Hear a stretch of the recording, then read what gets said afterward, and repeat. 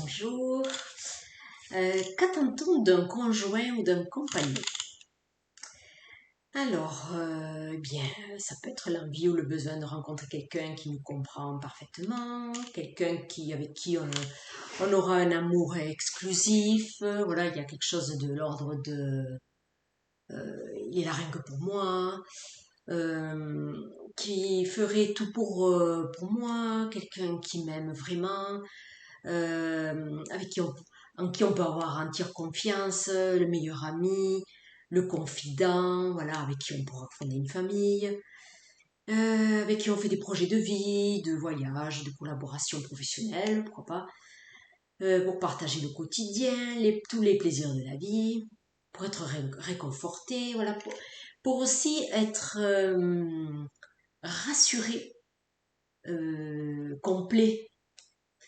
Voilà, souvent quand on est jeune, au moment où on veut rencontrer quelqu'un, on a beaucoup de doutes au sujet de notre physique, au sujet de est-ce que je suis intéressante au point d'attirer quelqu'un. Voilà. C'est tout ça qui fait que, avec tous nos doutes et notre état du moment, eh bien, on va émettre la vibration qui va attirer la personne qui va nous correspondre à ce moment-là. Voilà, c'est tout ça. Alors, tout ça, c'est l'aspect plus humain ou aussi sociétal, hein, parce que le modèle qu'on nous a montré, c'est, eh bien, faut rencontrer quelqu'un pour fonder une famille, etc. En même temps, bon, moi, je trouve ça logique puisque c'est comme ça que l'espèce humaine se perpétue. Et aussi, on dit toujours, bon, ben, que euh, on dit toujours que excusez-moi, j'ai le téléphone qui a sonné. Euh, qui a besoin de cette complémentarité masculin-féminin. Voilà, sauf que là, moi, où je voudrais apporter un petit éclairage, c'est que très souvent, quand on cherche quelqu'un, et surtout donc pour les plus jeunes, euh, donc, faut savoir qu'on donc, on rencontre la personne qui vibre ce que l'on vibre, elle va correspondre à nos croyances, elle va être le miroir de nos souffrances aussi. Alors, on peut se reconnaître dans l'autre dans des parcours de vie un peu similaires, on a un peu les mêmes parents ou les mêmes comportements dans les familles, voilà, on se reconnaît un peu dans l'autre, voilà, il y a quelque chose comme de familier. Euh, donc voilà, après, donc quand on rencontre la personne, voilà, c'est comme si chacun allait jouer son rôle. Il y a une espèce d'équilibre qui s'établit, masculin, féminin, et pas que, il y en a un qui va être plus protecteur, l'autre plus optimiste, l'autre peut-être plus joyeux. Alors il y a des couples qui sont très équilibrés comme ça, donc là, bon, ben là, il n'y a pas trop de sujet, hein, parce que bon, il y a des couples qui sont équilibrés dès le début, même s'il y a des hauts et des bas, ça perdure dans le temps, et ce sont des personnes qui peuvent vieillir ensemble, etc. Mais bon, là, on assiste quand même à des tas de couples, de tous ces divorces. Alors, euh, alors bon, on ne sait pas trop à quoi c'est dû. Est-ce que c'est le manque de patience, le stress, les gens qui supportent plus rien, euh, ou est-ce que c'est l'évolution qui veut ça aussi, à partir du moment où on est avec quelqu'un, on évolue différemment de l'autre, il peut y avoir des décalages. Et peut-être que cette personne, elle correspond plus à notre évolution. Moi, je me pose la question, hein, vraiment, si c'est pas l'évolution de la société qui amène ça. Et en même temps, oui, ça montre quand même un déséquilibre de, du masculin et du féminin. Masculin et le féminin. Alors, c'est aussi le déséquilibre en nous qu'on cherche à combler avec l'autre.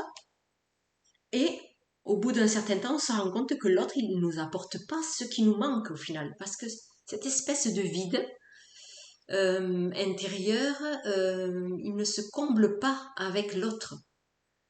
C'est à nous d'apporter, déjà de comprendre ce que sont ces vides, ces manques. Voilà, c'est là que il me semble que le travail sur soi il est indispensable. Parce que l'autre n'est pas là pour mettre des pansements partout sur vos blessures, vous voyez. C'est en ça, d'ailleurs, qu'il y a des couples qui ne durent pas, c'est qu'ils mettent peut-être un peu trop, ils ont un peu trop d'attentes sur ce que le couple va leur apporter, mais le couple, il ne va pas tout résoudre, et même le couple, il peut être justement un miroir un peu trop violent pour certains, parce que la personne que l'on côtoie, elle nous renvoie tout ce qu'on a à travailler, parce qu'en fait, c'est ça, hein, l'objectif de cette vie, c'est d'évoluer et la vie, mais autour de nous, les situations et les personnes adéquates pour que les expériences adéquates puissent avoir lieu. Voilà, à partir du moment où on se rend compte que le couple ou que l'autre n'apporte pas ce qu'on attendait, alors bon, il peut y avoir un peu de désillusion, mais après on peut très bien se dire que l'autre, il est comme nous. En fait, on est des humains avec nos limites, avec notre façon d'aimer qui sera reliée à comment on a été nous-mêmes aimés, hein, à comment le modèle qu'on a vu, le modèle du couple parental, c'est tout ça qui se joue.